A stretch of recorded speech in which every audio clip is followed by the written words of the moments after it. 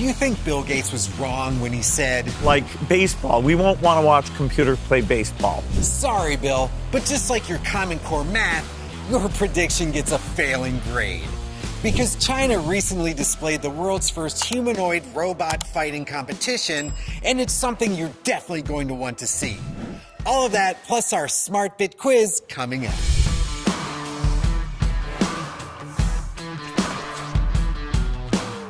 The world's first humanoid robot fighting competition recently took place in Hangzhou, China, as part of the World Robot Contest Mech Combat Arena.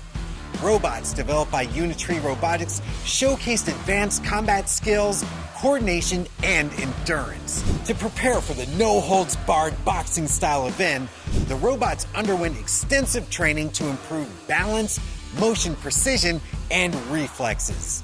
The competition featured 4 teams of human-controlled robots in a boxing-style tournament with points awarded for various strikes.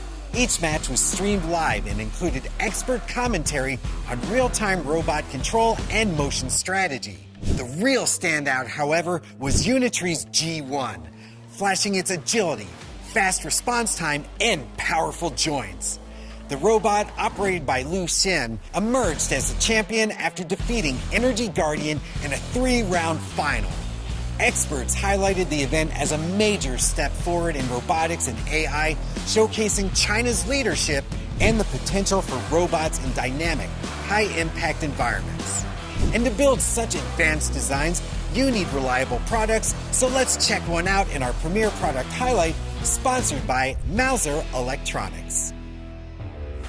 IDEC FT1A SmartAXIS PLC controllers offer advanced features for applications with limited I/O needs. Available in 12, 24, 40, and 48 I/O versions, they include an embedded RJ45 Ethernet port, Modbus TCP RTU support, and Smart LCD keypad.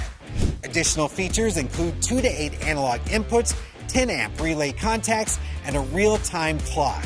They are CE compliant, CULS listed, and rated for Class 1 Division 2 hazardous locations. A 3-day training kit is also available to enhance PLC HMI knowledge using FT1A touch software. Check out IDEC's SmartAXIS PLC controllers today by visiting Mouser.com or by clicking the link below. RS-485 is great for hooking up a bunch of devices over long distances without signal issues. To learn more, we present David's Corner. Thanks, Andy.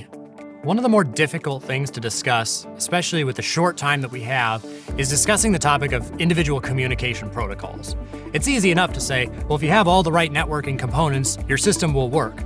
But let's talk a little bit about one of the older standards, but also one of the still very prevalent standards in industrial automation, and that is RS-485. Now, RS stands for Registered Standard, and 485 is the connotation that's different from RS-232. And let's contrast the two a little bit. RS-232 is a very common serial protocol. It's called point-to-point, which means it's very good at establishing high-speed data between one device and another terminal device. So we might see it as a communication protocol for, say, downloading a program to a PLC. RS-485, on the other hand, while it does transmit data, is a multi-drop type of system, which means that using positive and negative supply and a positive and negative communication supply, like a positive-negative voltage for a signal, can be attached across many devices.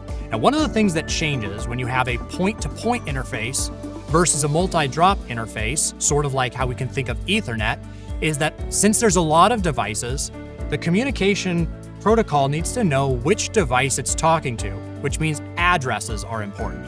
In RS-485, we refer to these as nodes. These nodes will have addresses. For each specific variation of RS-485, the standard will determine how many nodes are available for each system. What we can do with these ones is send over communication protocols such as Modbus. That's a very common one to be used over RS-485. We can read and write individual coils. We can read and write contacts. We can also send registers, which are variable numbers, like analog information. The RS-485 protocol uses twisted pair wires, which means that it can last over a long distance. That's a distinct advantage over those point-to-point interfaces. Now, there's so many different types of networks, network protocols, and end connectors that we see this showing up in a lot of different formats. RS-485 does not refer to the style of the plug, because here we can see an RS-485 that's a 4-pin connector. Here we can see it as an RJ11, which is a 6-pin connector that looks strikingly like an Ethernet, but a little bit smaller. And here we can see it as individual screw terminals. Each ones are labeled and we can find the pinouts for those, but the RS-485 standard determines voltage signals and voltage levels and speeds and distances that we can configure a network protocol to ride on top of, such as Modbus, to allow the right kind of data to be traveling over that RS-485 standard and give us a reliable network across our entire facility. Andy, back to you. Thank you, David. Are you a smart byte or smart bit? Let's find out in our control automation quiz, Smart Bit. Okay, in our Smart Bit quiz, you must match the right answer to its question in less than 3 seconds. The questions are scored using actuator output percentage. And today, we'll be testing your knowledge on control system design and analysis, plus robotic bartenders. At the end, you'll see if you're a smart byte or smart bit. Let's begin with our first question for 25%. In a feedback control system, increasing the proportional gain generally results in A, reduced steady-state error but increased overshoot, or B, increased steady-state error and reduced rise time. And the answer is A, reduced steady-state error but increased overshoot.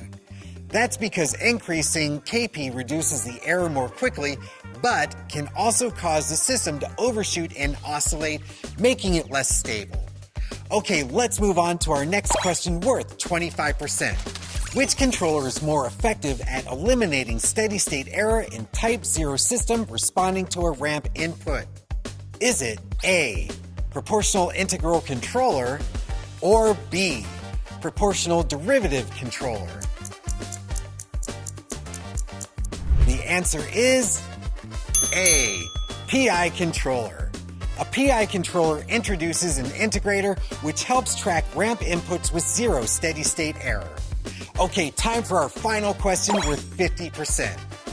You're designing a control system for a robot bartender.